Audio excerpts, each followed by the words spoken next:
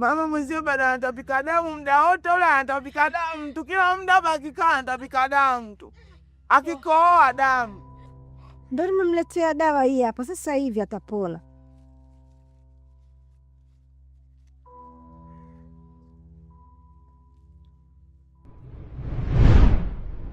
Dawa baada ya kumchemshia na mpulizia. Wewe kweli mwengu. Kelele na wewe.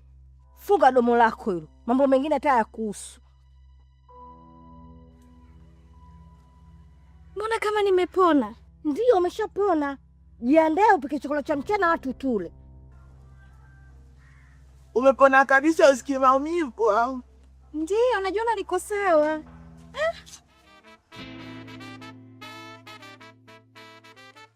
Mama. Aha. Hata hivyo nilikuwa naenda hivi, unajua nilikuwa napita. Lakini nilikuwa na maongezi na wewe. Sawa. Leo huko dukani? Nimekaa huko maana kule hamna wateja. Haya, niambie mazungumzo. Nilikuwa nasema hivi. Kwa leo usiku tunajimwaya mwaya na ile nyama. Hapana. Bi Mgomba alikuja kuniomba ili tumuongezee muda. Kwa nini? Amesema mko wake bado ni mgeni, kwa hiyo itakuwa ni mapema mno. Na mimi nikaona ni kweli kwa sababu kaolewa juzi tu.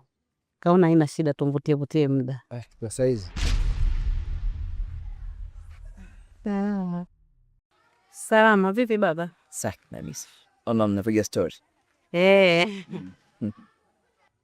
Your husband is here.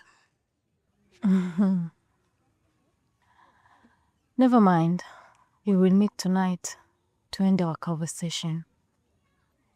Don't forget about your sacrifice. The time is gone, and you know that. As I told you, we discuss later. Have a good day.